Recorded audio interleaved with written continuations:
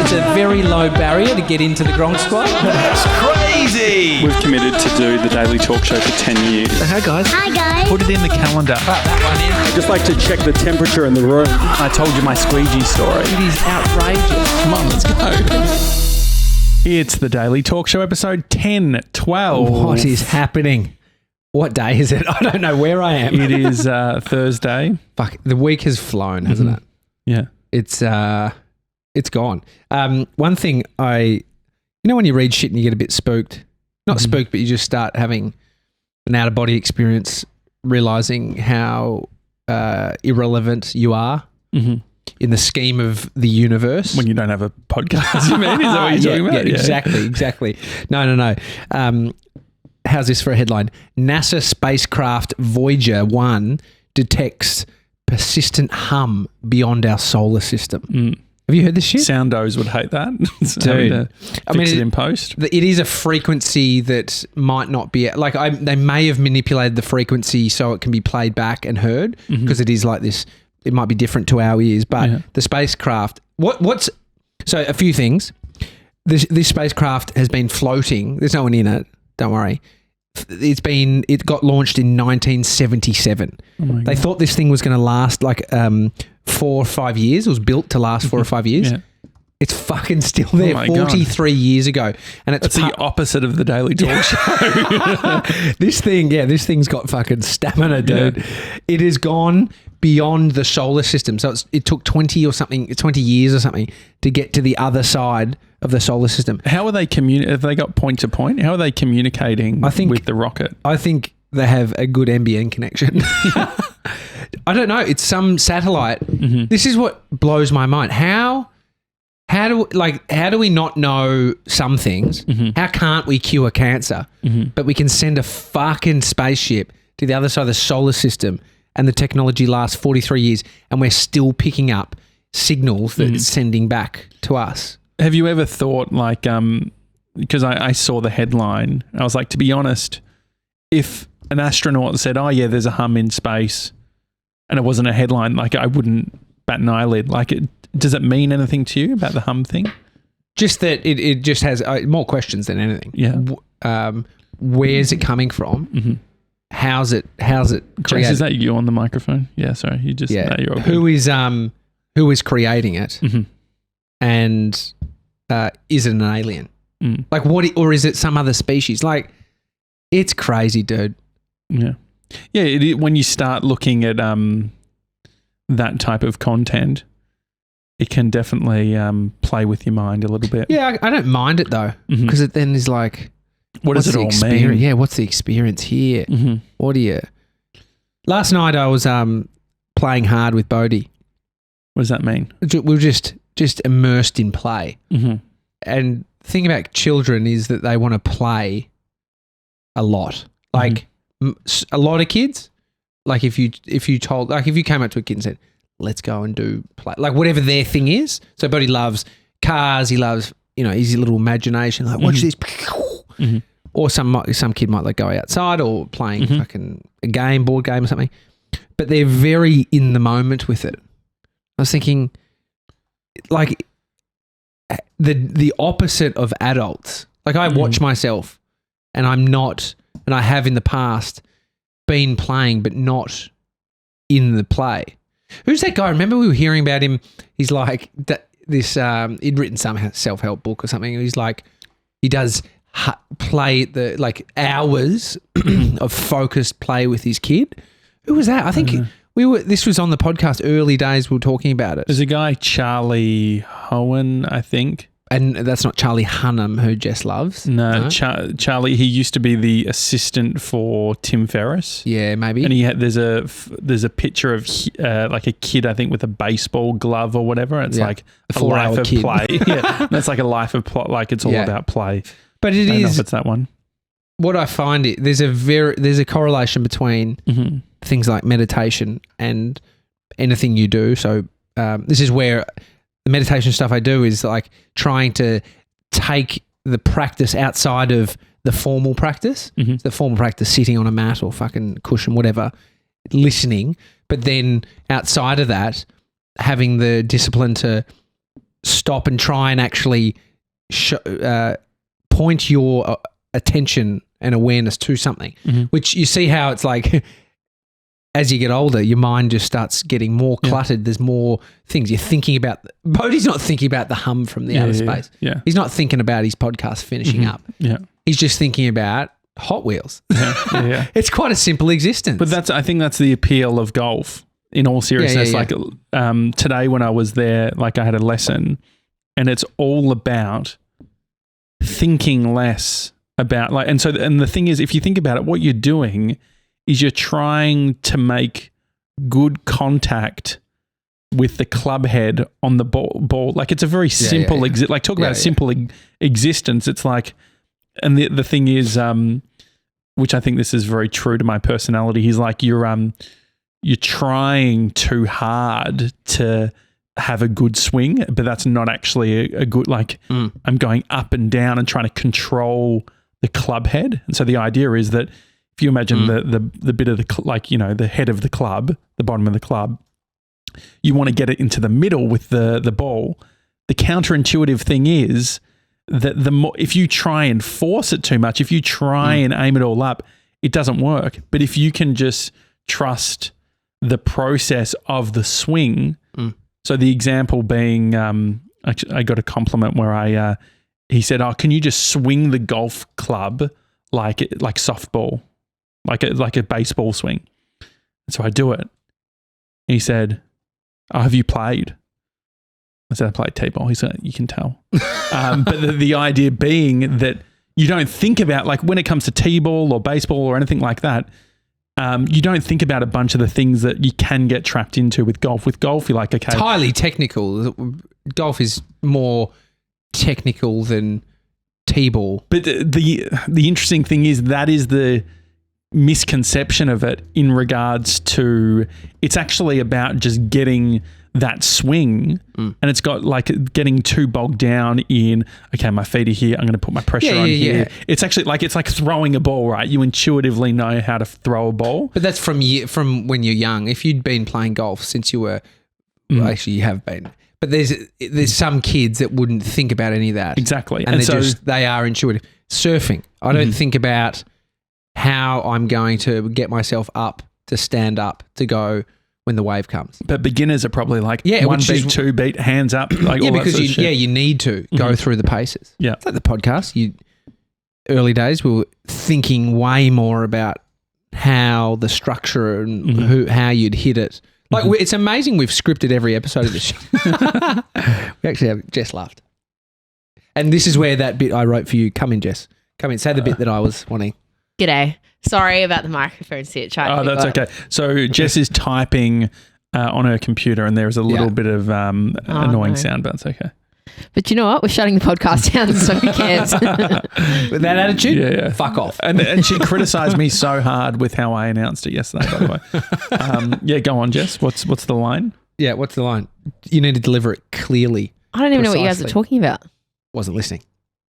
Yeah, so TJ was just talking about the scripted stuff. Thanks, Josh. You nailed that. I wrote that. Yes, and then I said we've scripted every episode of the podcast, and then I said, Jess, can you come in with a line I wrote for you? Oh my God. I'm so dumb. I thought you actually had a line for it. You're extending the joke. Is that what you're doing? Yeah. I actually thought that Jess had a line and I was pissed off that she didn't remember it. No, Josh. It was just it was like yesterday when you just randomly went into telling people. Sorry about that. I can't see your face, Jess. It's almost like Wilson from that show. What was that called? Home Improvement. Home Improvement. My dad's favourite. Yeah, my dad's favourite show. I think Dad likes to think of himself as a bit of a Tim Allen. I do like Tim Allen. Tim Allen's a great actor. Underrated, do you think? He's like played the Santa. All I know that very problematic nowadays. Yeah. Why? Just probably like nothing that wouldn't turn you off him. Okay. No, good. Like, but yeah, I think he's like slightly maybe controversial on some stuff. Yeah. But it's the removing an element of, so you know the idea of a tryhard. Do you remember being a kid? Were you ever called? I'm looking at one. Were you ever? No. So the thing is, I wasn't called a tryhard. So in Australia, I don't know about gronks around the world. If you've heard that phrase, a tryhard. It's funny. A tryhard. Yeah, what would the American? I mean, it's probably closer to being tryhard in America. It'd be the translation in Italy or like.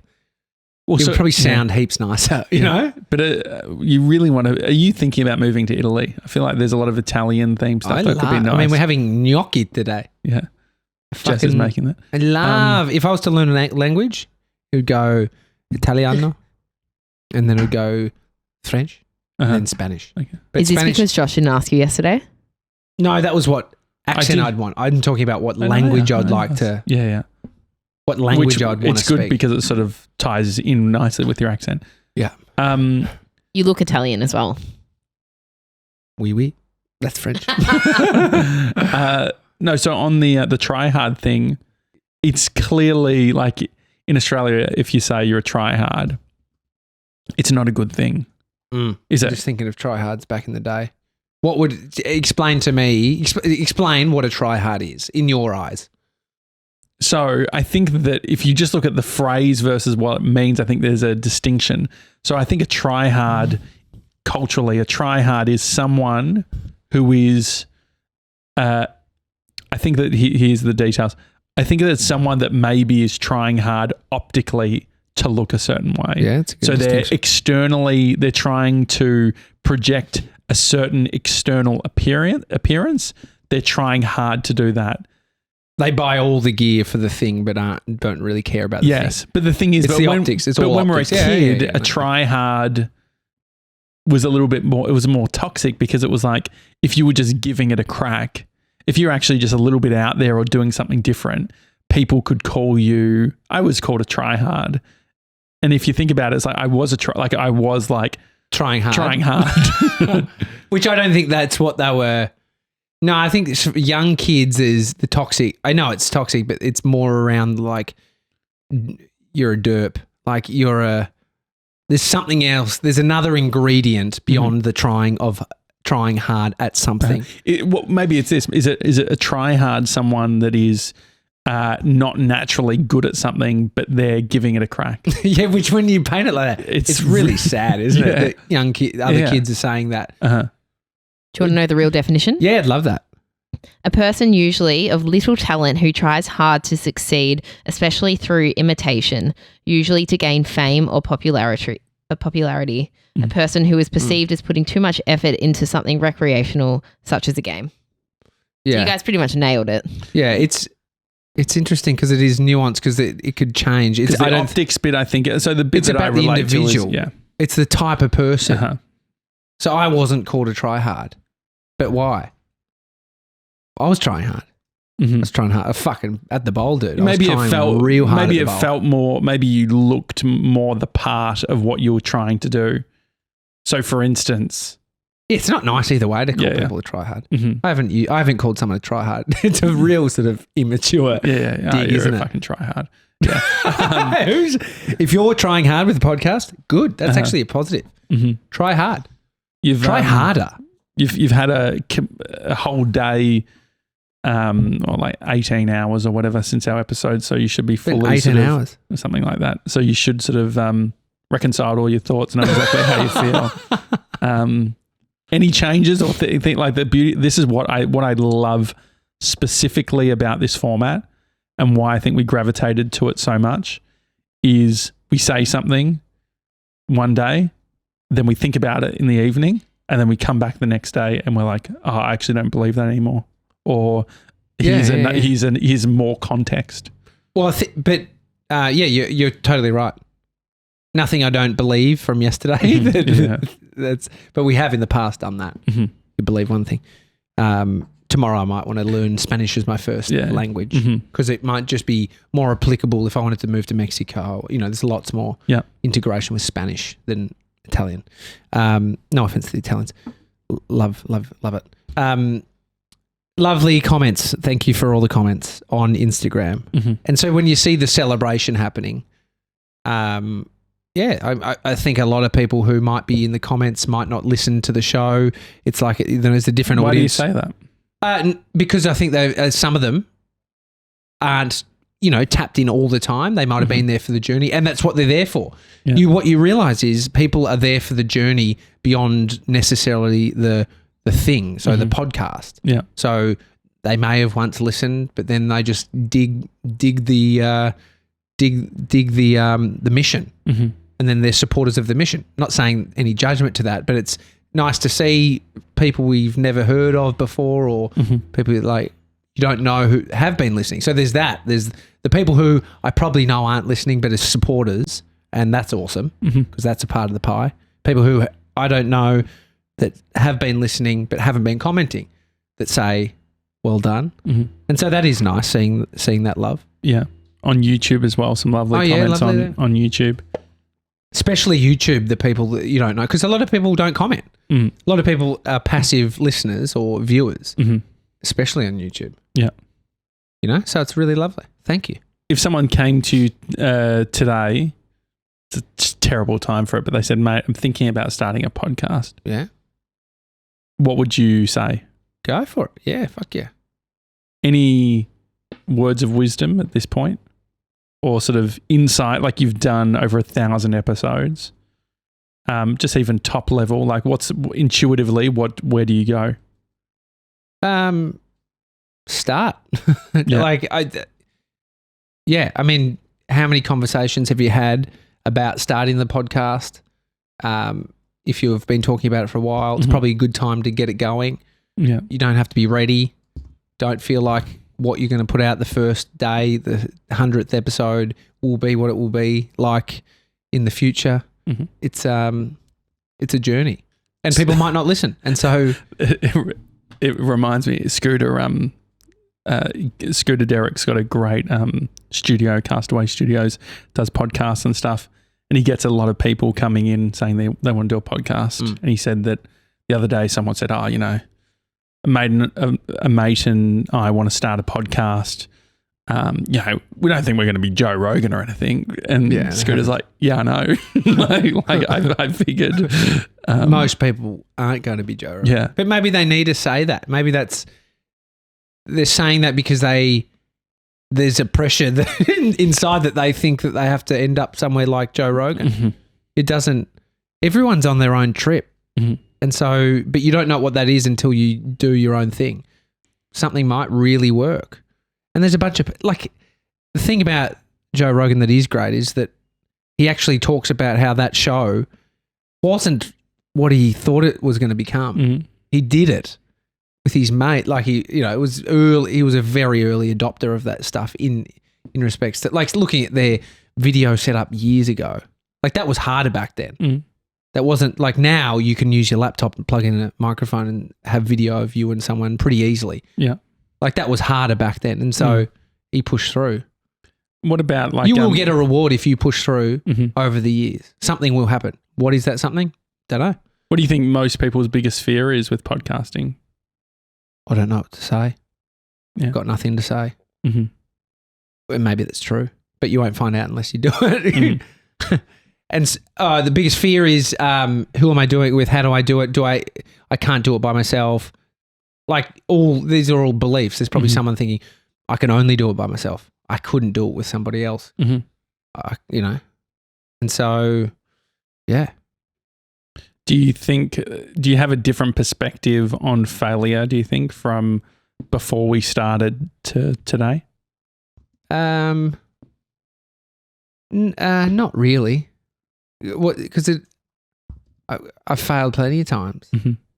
I think if you're worried about I've never really thought about the failure thing. What does that mean? What does failure mean to you? When do you know you've failed? I think it's this elusive thing that's not very clear. But I think a lot of people, including ourselves, have put a lot of emphasis on it. It's almost like it's it can be something that can keep you going, or it can be something that can hold you back. So, speaking to friends where they're going to think like they're at a transitional period of their life, and like when you break it all down, the biggest fear they have is failing. And then it's like, okay, well, what is failing? Failing you know, this is in some regards a failure with a certain lens. But I don't think if you haven't done stuff in your life, maybe then you have a high fear of failure, which would be something needing to work through to get started. Like, so in failure is a lot of thinking about what it means for you, what others are thinking. Mm-hmm. But if you can get to a point where you're not as deeply connected to the outcome as you may have once been before, or it's a weird one because someone can easily say we failed. I don't think that. No. Do you think there's when you think about the podcast specifically, did the fears change for you over the course of the last 3 years, or what do you think the biggest sort of fears were for you? It's not really. I mean, it hasn't. I haven't used that term fear in my mind. Mm-hmm. What is it? What relates more? I mean, I've kind of. It's more. Mine is more about what I'm capable of, and it's not fear though. It's not fear. What is it? I don't know. It's uncertainty. No, I mean it's just doing the thing that I am enjoying. Like, but then so the thing is, what I've learned is the thinking that goes on in your mind isn't necessarily the truth, and so it's a balance and a juggling act of when do you connect, and if you go deep into it, the thoughts you're thinking, connecting them to your identity is the trap, is the ego, is where pain fucking exists. Because then if anything comes under attack that you've formed into your identity, there's a lot of pain that resides there because you're just constantly caught in it. So there's this thing of like doing and then feeling disconnected from it in a way where you're disconnected from the attachment to it. And so, which is, the struggle is, how do you do anything then if you sort of get closer to truly believing that stuff, that we're not our thoughts and the identity we hold and think about ourselves is just all thought. And, and so it's like. So but there's a version of a type of person that is so enlightened or so sort of detached from story and reality, I find personally hard to communicate with, right? Where it's like communication needs to be based on some sort of foundational understanding of truth, or that there can be stories, or there is that sort of thing. So I think that when you talk about stories, I think because it's such a natural position for me to be in, which is thinking it all through, like thinking like the daily talk show, like even those montages that GB puts together, for me, that's like a visual representation of the experience for me. Like that's like when I think about what we are doing and were doing, it was so much was connected into those dots. And I think that obviously there's some negativity to an attachment to that, but then there's also it's negativity in the attachment to what that means for you as an individual. So there's the journey. So I think this is the thing. Someone can be fucking in a cave, completely detached from any story, meaning and thought. Doesn't, and then there's the version where you can go through life and have that balance. I don't know if that's the right word, or have the experience that is less powered by that, less powered by the stories. They still happen. You can't. I mean, what about like an athlete that's going to the Olympics, what would a version be? Because I can imagine, say, if I was an athlete going to the Olympics, if you can golf in the Olympics, if you can, that should be. There is, yeah, golf is in the next Olympics. I don't know if it's always been that way. Surfing is too. Rock climbing too, yeah. Bouldering. Also, what's the dance where you spin on your head? Breakdancing. Breakdancing's in there as well. That's taking the piss. I love breakdancing. I did it as a kid. So how's that chair for you, Jess? Is that you can talk? The mic is on. It's actually more comfortable when you talk. I know. It's very creaky. Is that one of the shit chairs? How much are we selling that one for, TJ? No, that's a good chair. What have you done? It would have been the table, to be honest. Okay. I think it's the table. Yeah, it's the table. No, so I think about like as from an athlete perspective, the aim is you're going for gold. Yeah. Yeah, I think so. There's this story, and that's like it's this weird. So, for instance, think about families. When you get married, marriage or like long-term relationships, these are all stories. It's like it's all made up in a lot of ways, but it's like I'm going to have a family. I'm going to do all of this. Like that is a story, and so stories are important, and it's actually stories is what makes the whole world go by. But you're kind of referencing. So I never thought to myself, I'm going to have kids. I'm not going to have kids. Mm-hmm.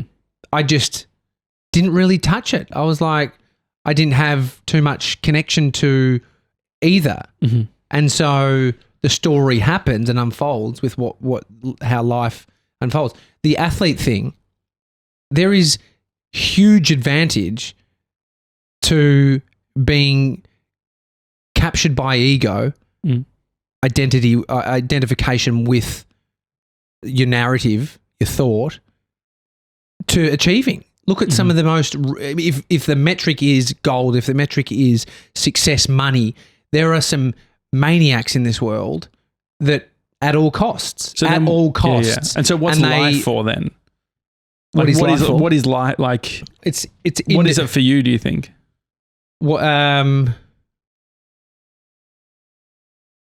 So if you don't go out thinking I want kids or anything like that, then what's not even the goal? Goal seems too sort of sterile or like too, like what's the point?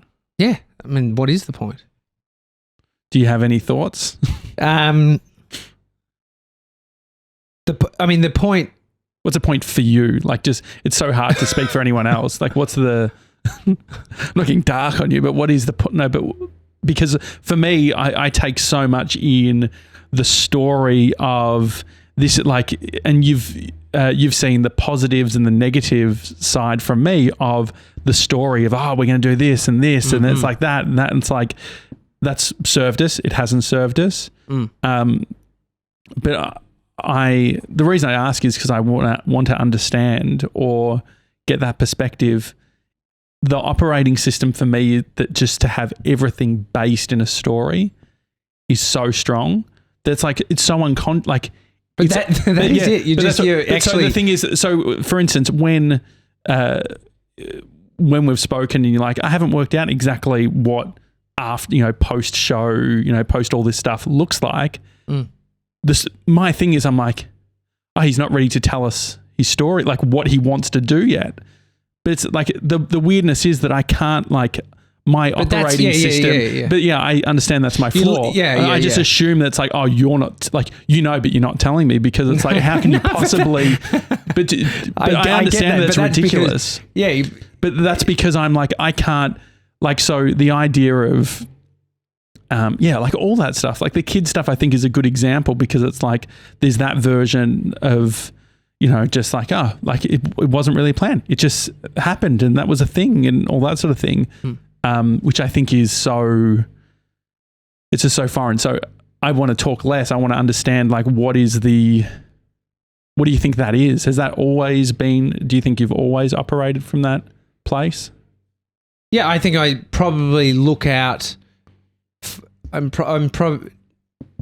think just with a bunch of the things I consume and the practice I'm doing, I'm just looking at where where that is taking me. So where the story is actually taking me. If you're hearing that noise, guys, it's not the office getting knocked down. It's just some construction across the road, potentially NBN maybe. Nah, it's a cherry picker. Gutter. Yeah, it's a gutter. It's a gutter. It's a scissor lift, and they're fixing a gutter. I did hear a dripping drain all like yesterday. You think it's related? I think they're fixing it. I think it was coming in. It was rusty. Okay, thanks a lot. And so. But yeah. So you're the guy. Naturally, I can go to. What am I? No. I was going to say you were the guy who had a vision board of a TV presenter role where you fucking cut out. Yeah. Like so, going from 7 this, years ago. Yeah, I know, but the thing is, but I don't know where to land because I think there is a lot of suffering that comes from the attachment to these stories. And so when I'm observing what's happening, so if I think about, okay, for the future, what does it look like? What is it like? There is a version. I'm not saying don't think this through. You're asking something 3 days in to have an answer for the future, which... Well, it's not, I think and this is part of it. It's like... People don't have to have an answer. It's not I think that the consideration is it's like where we landed was, for me personally, actually 2.5 years of thinking, right? Like the thinking just came to a decision. That's a good story for retrospectively looking at it. But isn't that like, aren't we always like, we're always thinking, right? We're building context and we're trying to understand. It's not like one day we wake up and say, we're going to finish doing this thing. And it's like, I don't know what the future holds. Like, but this is I'm not saying that it's wrong. What I'm saying is I find it interesting. What is the difference between that version of like the So I think there's probably an operating, what I'm seeking is to try and operate more from the present than I am with my mind for the future, or looking at what has happened in the past and what that is meaning to me and my identity. So I look at how present I am with Amy, with my son, with what I'm doing, the activities I'm doing, what I'm not doing. And yes, there's importance to seeing what's ahead and what moves you want to make, but there is also an operation from a more present existence that can move you forward. It's not for everyone. I don't think that's for you. You said last week, creativity comes from destruction. I think the opposite. Creativity can come from when there's a lot less noise and peace and you're more present. That's the complete opposite. Yeah. And so that's cool. Yeah, I think that the creativity destruction is about you need to break stuff to make new things. But that's a story. That's your story. I don't think that's necessarily true. I don't think you have to smash apart, break. Like, that's not necessarily how it needs to happen. Just like someone who operates from a high place of anxiety that gets far in their business doesn't have to do it that way. There is options. There are multiple versions that work. That works for some, like Jules Lund. You know, that's worked for him. And and so I don't know. I mean, this is a. Is that a new, because like talking about the practice or whatever, if we go from episode 1 to where you are now, there's a huge amount of growth for you in regards to understanding what your practice is, what your prioritization looks like, all of that sort of stuff. So is the story stuff, is that developed thinking based on these experiences? Yeah, I definitely think so. Because it's like, if you're not observing the story and you're just existing in it, there's a level of operating from, that sort of you could say ego, but which isn't a negative because we all have it. But if it's consuming you and there's not a zoomed out lens to question all these things, what it even means, it's like it is just an experience, it is thought, like all these things. There is another place to operate from, which I feel is what I'm more moving towards. And so that looks like, I mean, life's not about everything being measured, but what's the awareness, like what's the daily awareness practice to make sure that you're in alignment with where you want to go? Well, not even what you want to go, the expectations of you personally. There's so much thought in that. A place of being present and awareness can bring the fruits. There's another, which like I'm not there yet, but I think what you're saying is think about nothing. That's where I land with these conversations. Is it's like and this is just because we think differently, which is fine. But what I'm trying to understand is it's like, and maybe that's the biggest thing. Maybe I try too hard to understand. Maybe it's like everyone's on their own journey. Don't worry about it. But I think that has been, this conversation right now is really the battle that you and I have tried to understand. Like, it's the pulling nature of me, but wanting to, understand what the future's like. And then there's the fucking just show up. And the show up stuff has worked. I see how much pain there is in thinking about the future. Like when it consumes you, all pain mentally, a lot of it is because we're worried about what's happening next and what's in the future, or we're thinking about what the fuck we did in the past and how it should have been different. If there just is presence, whether it's for 10 minutes because you will be swept back into it, that is there's peace in that changes the operating system at which when you come back into it.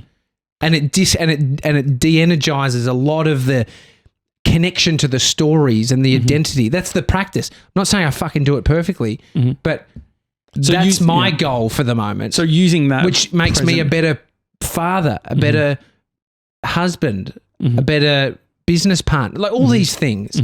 I don't think I would have survived the last couple of years if I wasn't doing that. I think about myself fucking 5 years ago and how I wasn't. It's like a different fucking head I had on me, a different mind. I don't know what I would have been doing each day when I wasn't about then.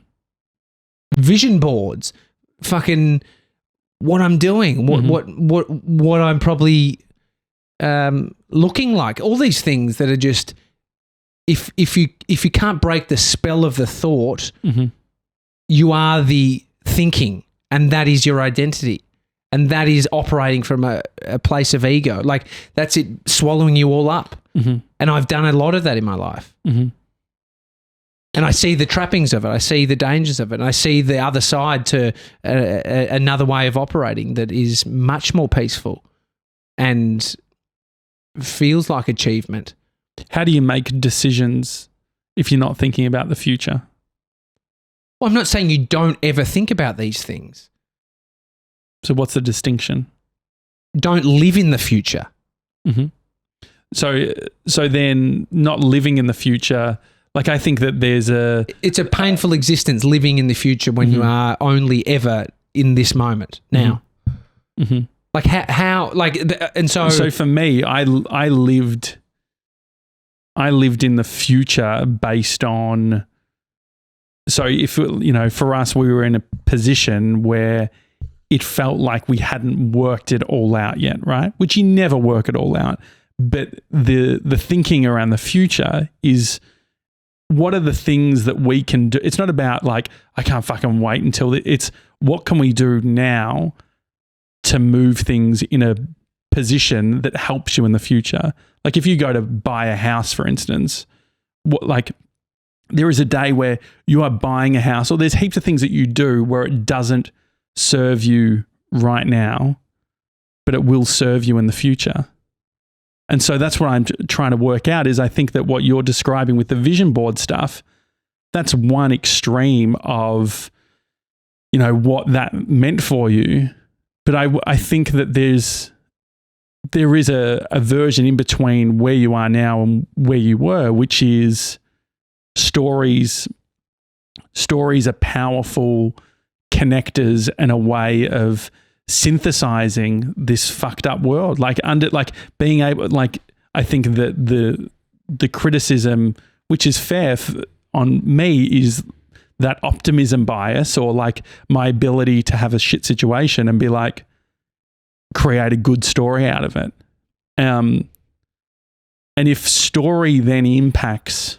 So that's my go-to as well. Mm. But I also just understand that there's something else other than that, which is the experience. So wouldn't the experience though if you're super negative about your experience, it's highly productive to have an optimistic lens on it. I'm not super negative about my situation. So I'm speaking for myself.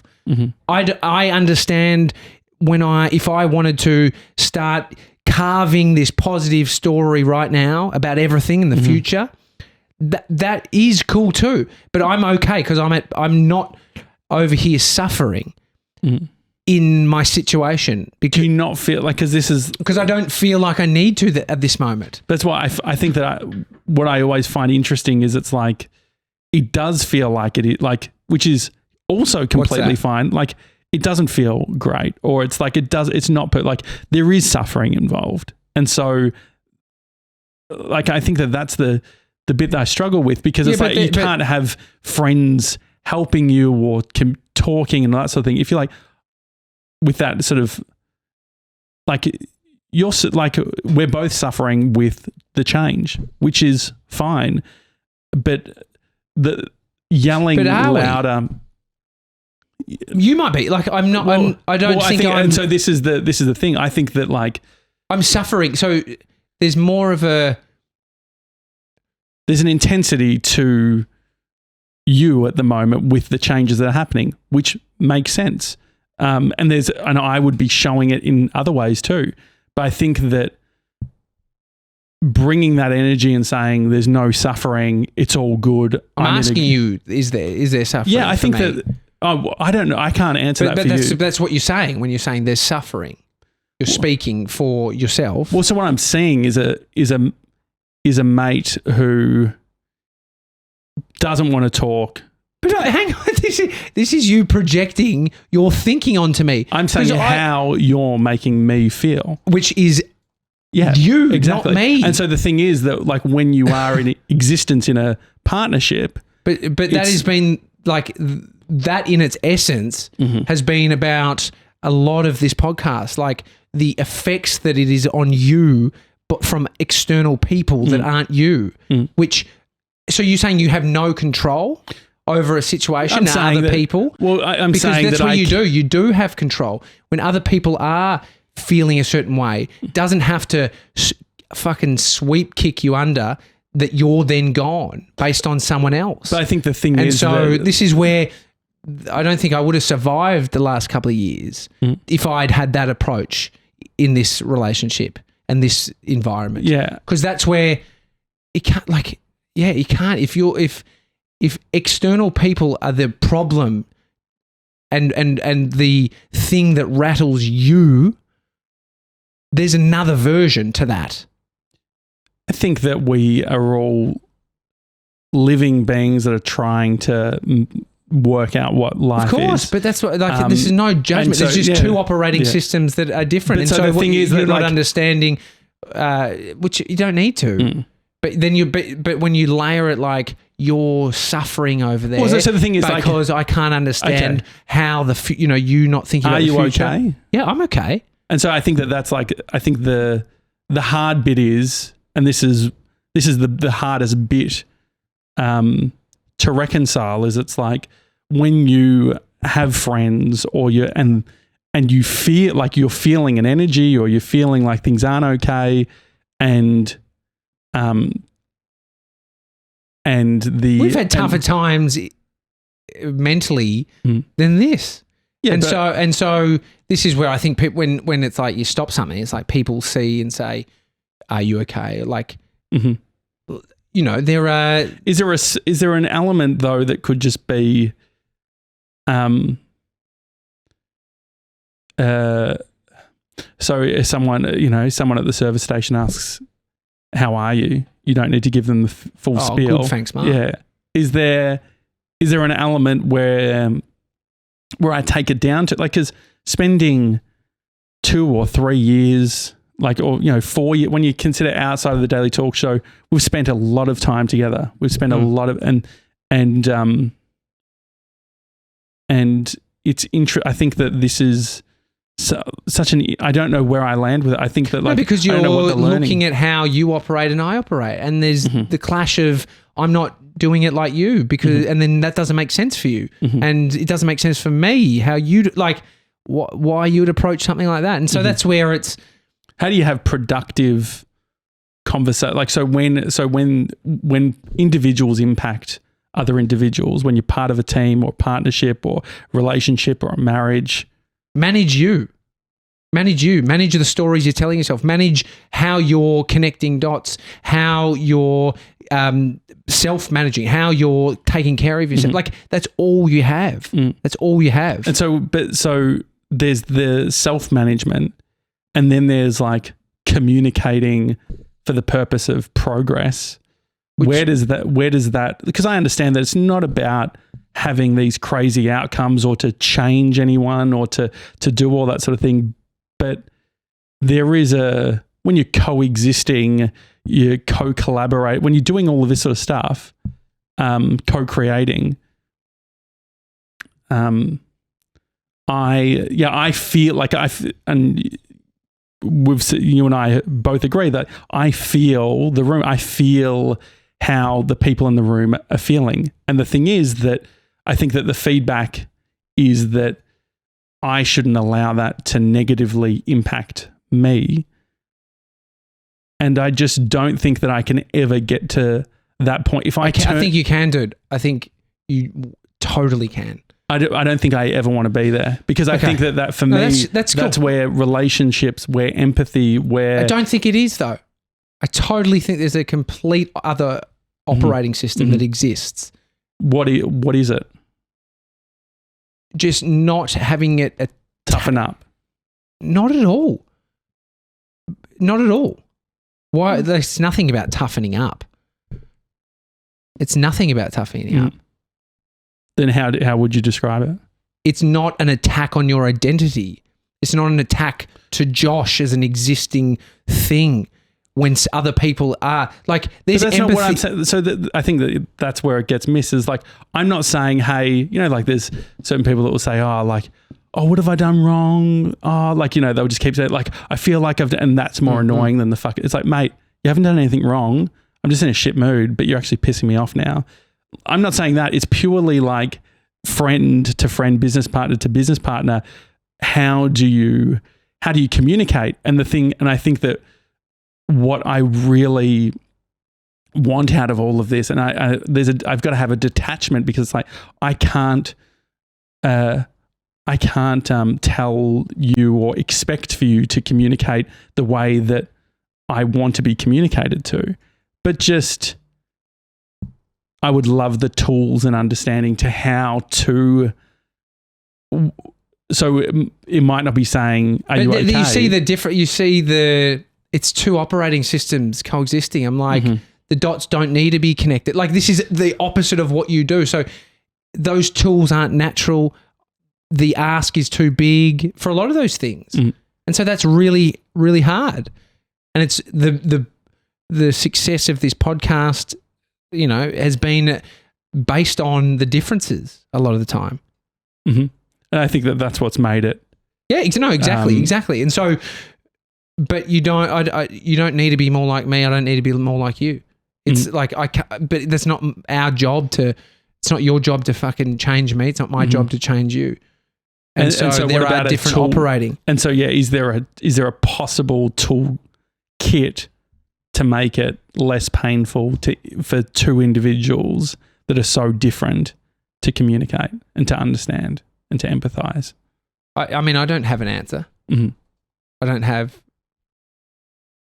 know. Mm-hmm. I mean, you could say things, but it all then comes back to like my operating system. So it's like, fucking meditate more, dude. That's such a dumb thing. You're like, think more, dude. Think things through. Think about the future. Like, these aren't productive things, but they would be if we wanted each other to think like each other or to operate from a place that we're both operating from. Yeah. And so that's it's complex because it's so complex because it's not like, I think that the answer I don't think is that everyone thinks the same, but I think there's a way of coexisting. Anyway, but that is it. It's also navigating things. It's also the tools are when you and I have some experience. How do I not let that fucking get to me? How do you say something to me that could be taken as like a real slap in the face, vice versa, and not let that hold, as much energy and stay as long? Like, these are all things like that are tools. And so I have a bunch of these things that I know work in coexisting with somebody who communicates differently. Or maybe it's okay to feel those things. I'm not saying it's not. So, there's no judgment in it. It's just like, if you nut down to what is it, what is that feeling inside? Not being that feeling inside. So what is it? Not how am I it? And operating from that place of that's it. And that's swallowing you up. And then what is the energy there? How do you give something the half-life? I wonder if it's like there could be a numbness to that approach where it's like, it almost feels like... No, I think it's a complete awareness that the feeling's there. But it's a... Where does it work in regard? So there's self-awareness and then an awareness of how you make other people feel. So that idea of not taking on how other people feel, where does then the awareness of how you're making people feel fit into the operating system? But there's an awareness. So self-awareness, awareness is layered. You can understand and think the self is, no, I get myself. I understand myself. But then there could be a layer of like attachment to the self that you think you know. And then a version maybe in a different place, which is observing that awareness that you have on yourself. And then there could be another version of awareness. So it's operating from, I mean, this is the things that I listen to and read and sort of feel like I'm understanding more to these layers. And how has it helped you? I think it's helped a bunch. I think it's helped exponentially. Exponentially? Exponentially. Jess, exponentially? Yeah, sure. She's not sure. She just said I wanted to go upstairs halfway through all of that. Really? You got something to do. You got something to do. No, it was just painful. Really? Why? I just feel like you always come from just two completely different perspectives, and it's hard to watch because I can see what you both need, but you're arguing over... We're not even arguing. We're just pointing out different sides. It's the cutting in for me. You both always come at things so differently, but I think in terms of communication, like, what do you need from each other? That's what you're not talking about. I think that's what the key is. You're both talking about how each other communicates, but you're not saying, Tommy, what I need from you is this. And Tommy, you're not saying that to Josh as well. Like, you might need a break to process what's going on with everything at the moment and where you want to take your next step. And you might want to be present. And Josh, you might want to look to the future, but you're not talking about that with each other. You're expecting each other to know. Well, I think there's a respect. I think that and what we've spoken about is that there's an element of when you're trying to communicate, like you and I trying to work out how our communication styles can be potentially adjusted to better work in the circumstance, like for one another. January 2020, we had a specific conversation where it's like, you were very clear, which I appreciate, which is like, I don't want to talk so much about all of this future stuff or fucking all of that type of thing. I just want to like head down, do stuff. I don't want to be talking about it. I don't want to be strategizing or thinking or dreaming. I just want to fucking do it, which I understand.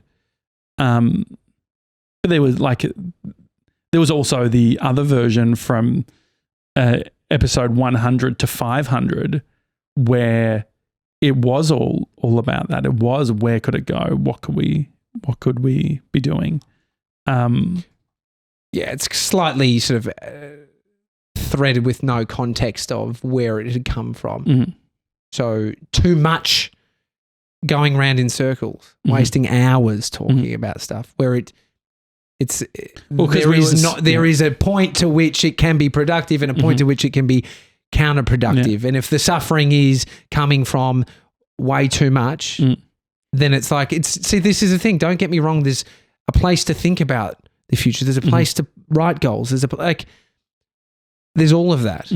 The biggest friction, I think, is what I was always seeking was to be on the same page.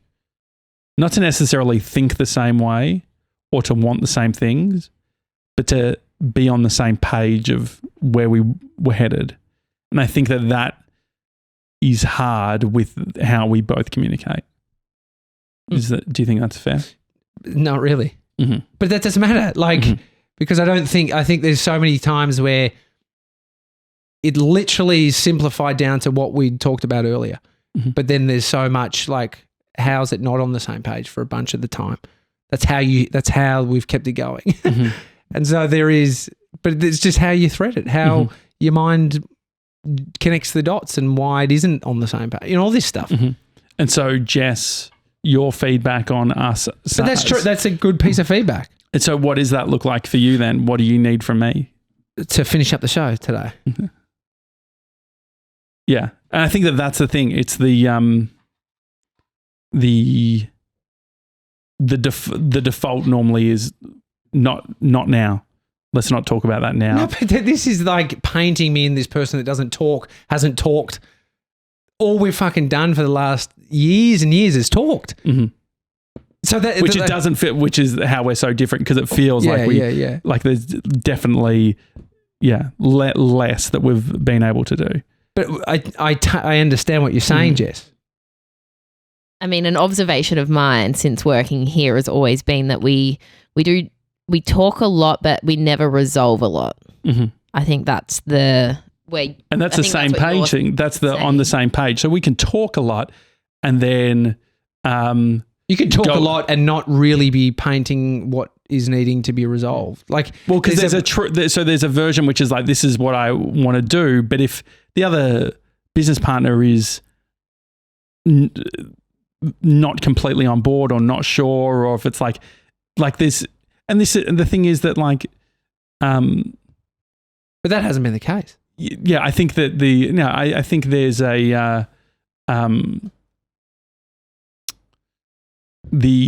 where I am not good at the thinking that I do, translating other people's thinking and incorporating it in a way that works in a good way. Like specifically with how you and I operate, because I think that the feedback I've received is it's like, I try. So for instance, looking at this case, you tell me I'm all good. There is no suffering. Whereas like for me, which I wonder if there is a place for it or not, is I feel like I see suffering and that's okay. How can I help? What's the and so the thing is that I very rarely take. But I pointed out there's been times of 10x suffering compared to now. So you're saying I'm suffering now. I've felt 100 times worse. And I don't even and so how does that make sense for you? Like when I say that there's not a immense suffering, no, I'm optimistic about the future, whether it's hard or not. And my feeling to it. Yeah. That can happen. You can do that. Yeah. That is an existence. Mm-hmm. That shit can be hard and it's not that hard. Mm-hmm. It doesn't feel that hard. I'm not crazy worried about things. Yeah. You know, it's like, yeah, that is an existence too. Yeah. Yeah, I think like these conversations, I think like what I appreciate is that you'll have them because it is like this plays to my strength in regard. Like I understand the feeling that you have, which is like this type of conversation plays to my strength in the way that I communicate. So yeah. Which, yeah, I mean, I appreciate that you have these conversations. No, I do too, because I think it helps me solidify more of the experience I'm having and the practice and the path I'm on, which it can do that for you or not. That's not for me to pick up that. But Jess, how was the show notes today? Did you nail out? This should be at least 100 there. There's quite a few today. Oh, great. Or if you just want to jump through, just thank Jess. Hi at thedailytalkshow.com. We've been getting some lovely emails. We'll sort of, I think maybe tomorrow, maybe do your call to action. Oh, yeah. Any questions? Any feedback? Any love? Hi at thedailytalkshow.com. We'll put them all together and I think tomorrow, let's do a bit Q&A sort of thing. It's tomorrow, Friday. Yeah. That Fridays, are you cool with that? We don't have to. Right. Is it 3 weeks of this? No. No, I'm cool. It's 2 weeks. Isn't it? 2 weeks from tomorrow. We've got 11 shows left, guys. Yeah. From tomorrow. Have a good one, guys. See you guys.